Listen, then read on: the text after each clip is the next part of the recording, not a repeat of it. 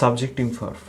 তো আজকের ক্লাসে আমরা আলোচনা করব সাবজেক্টিভ ভার্ব নিয়ে। সাবজেক্টিভ ভার্ব আসলে কি? কোনো কিছু চাওয়া, তারপর হচ্ছে কল্পনা করা বা সম্ভাবনা প্রকাশ করতে আমরা ভার্বের যে মুডটা ইউজ করি সেটাই আসলে সাবজেক্টিভ ভার্ব।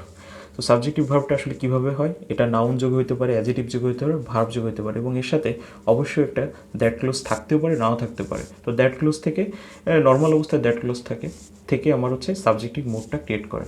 তো এইগুলো আসলে এই প্রথম আলোচনার আসলে কোনো গুরুত্বপূর্ণ ইস্যু না। ইস্যুটা হচ্ছে আমাদের সাবজেক্টিভ ভার্ব কী কী থাকতে পারে। তো সাবজেক্টিভ ভার্ব থাকতে পারে ask, advice, command, desire, doubt, demand, insist, move, order, prefer, propose, permit, request, require, recommend, stipulate, suggest, arch.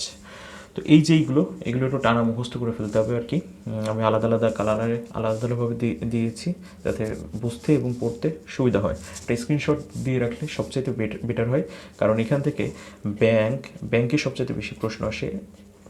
এই যে আমাদের 23 সাল ভিত্তিক যে পরীক্ষাটা হলো, ওইখানেও 23 সাল 22 সালের মধ্যেও এই টাইপের কোশ্চেন আমরা আসতে দেখছি এবং অনেক জায়গায় আসে। সো খুবই গুরুত্বপূর্ণ একটা টপিক। তো এটা এই ভার্বগুলো যদি থাকে, এই ভার্বের পরে যদি আমার দ্যাট থাকে, যদি কোথাও দ্যাট থাকে, তাহলে দ্যাটের পরে কী হবে? সাবজেক্ট প্লাস ভি অন হবে। ওকে, আর যদি দ্যাট না থাকে তাহলে কী হবে? টু প্লাস ভি অন হবে। এটাই আসলে মনে রাখার জিনিস, যে দ্যাট থাকলে সাবজেক্ট প্লাস ভি অন, আর দ্যাট না থাকলে টু প্লাস ভি অন হবে। তো এখানে একটা গুরুত্বপূর্ণ বিষয় হচ্ছে আমার এই যে নোটাবেন দিয়ে লেখা, যে প্রিফেয়ার, পারমিট, রিকমেন্ড, সাজেস্ট, এই চারটা জিনিস যদি থাকে, এরপর যদি দ্যাট না থাকে, তাহলে ভার্বের সাথে আইএনজি যুক্ত করে হবে। তো দ্যাট যদি কোথাও আইএনজি যুক্ত না থাকে, ভার্বের সাথে যদি কোথাও আইএনজি যুক্ত না থাকে, সেক্ষেত্রে টু প্লাস ভি অন দেওয়া যাবে, কিন্তু দ্যাট থাকলে অবশ্যই দিতে হবে কি? দ্যাট থাকলে সাবজেক্ট প্লাস ভি অন দিতে হবে।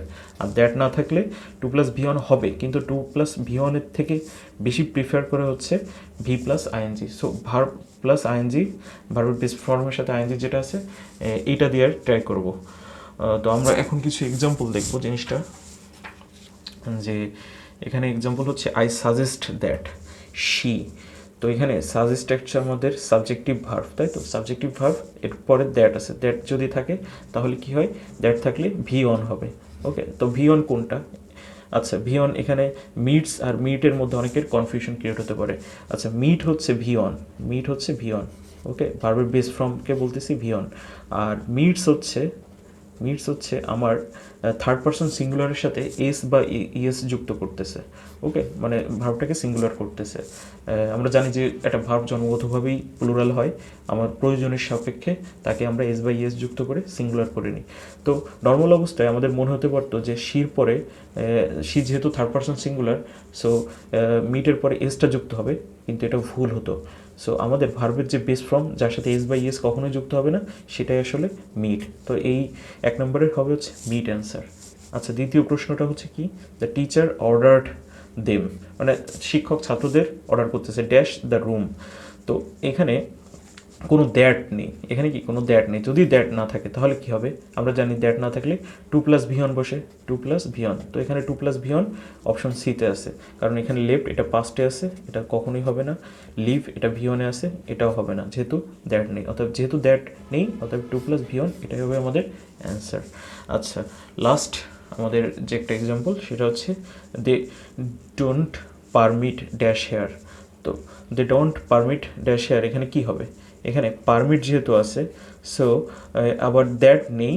পারমিট থাকাতে আমরা বুঝতে পারছি এটা সাবজেক্টিভ মোড, যেহেতু দ্যাট নেই, সো টু প্লাস স্মোক এটা দেওয়া যেত, কিন্তু আমরা কি জানলাম একটু আগে? আমরা একটু আগে জানলাম যে প্রিফেয়ার, পারমিট, রিকমেন্ড, সাজেস্ট, এইগুলোর পরে যদি দ্যাট না থাকে তাহলে ভার্বের সাথে আইএনজি হবে।